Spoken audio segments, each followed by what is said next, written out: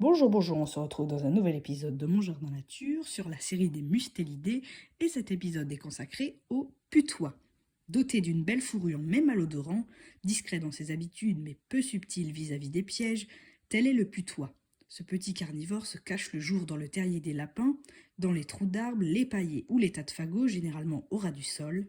Il ne sort qu'à la nuit noire et c'est quand il traverse les routes qu'on peut l'apercevoir dans le faisceau des phares des automobiles.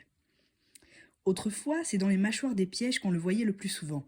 Fou de terreur et de douleur, il attaquait le piégeur et poussait des cris perçants, d'où l'expression peu flatteuse, crier comme un putois, tandis que ses glandes anales projetaient leurs sécrétions nauséabondes. Mais peut-on vraiment apprécier le caractère d'un animal lorsque celui-ci se débat dans un piège mortel ? Qui, placé devant sa mort, sans échappatoire, se montrerait meilleur joueur ? En fait, le putois est ordinairement un petit animal silencieux et relativement inodore. Il n'est même pas agressif et on connaît des sujets apprivoisés tout à fait familiers. L'imagerie populaire a été injuste vis-à-vis du putois. Comme les autres mustélidés, le putois est caractérisé par un dimorphisme sexuel accusé, les mâles étant beaucoup plus grands que les femelles. Parmi les premiers, certains atteignent un poids de 1500 grammes, alors que les seconds dépassent rarement 800 grammes.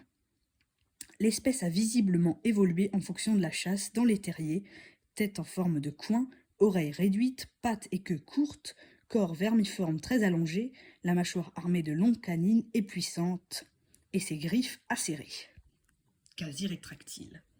Voici une image avec des jeunes putois. On ne peut plus dire que c'est des bébés, et je les trouve vraiment très mignons avec leur masque de brigand. Ici, un adulte, et ici, deux jeunes. La famille putois se disperse lorsque les jeunes atteignent environ 3 mois. Mais on peut encore rencontrer des groupes de 2 ou 3 animaux de l'année jusqu'en octobre.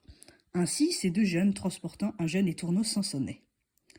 Le nom latin du putois est Mustela putorius. Il est un animal qui est essentiellement nocturne et le plus souvent solitaire à l'état adulte. Il est en effet assez rare d'en apercevoir de jour. On le trouve fréquemment à proximité des habitations, que ce soit dans les champs ou dans les bois. Et c'est un des principaux prédateurs du lapin de Garenne. Le putois est en fait l'ancêtre génétiquement modifié du furet de compagnie qu'on utilise aussi dans la chasse. C'est pour ça qu'il est toujours très apprécié, le furet, en animal domestique. La taille du putois varie de 32 à 44 cm, sans la queue, laquelle atteint 13 à 18 cm. Les poids sont de 800 à 1500 grammes, pour les femelles 300 à 800 grammes.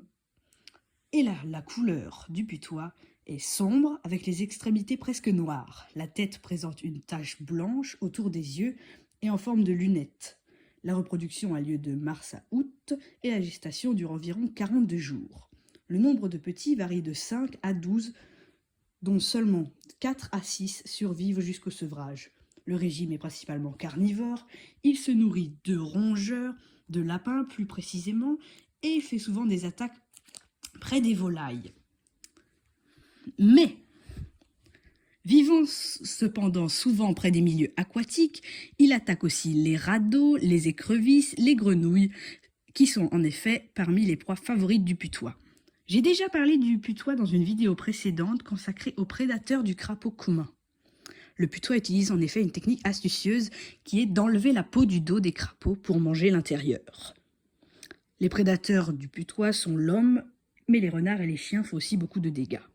Il est distribué dans à peu près toute la France et de plus en plus rare. Le furet représente une variété de putois. Son histoire et celle du lapin sont étroitement liées. Lorsque ces derniers furent introduits en Europe, les furets le furent aussi et contribuèrent ainsi à la limitation des populations de lapins. Je vous laisse sur cette belle image de bébé putois trop mignon et je vous dis à bientôt pour un nouvel épisode.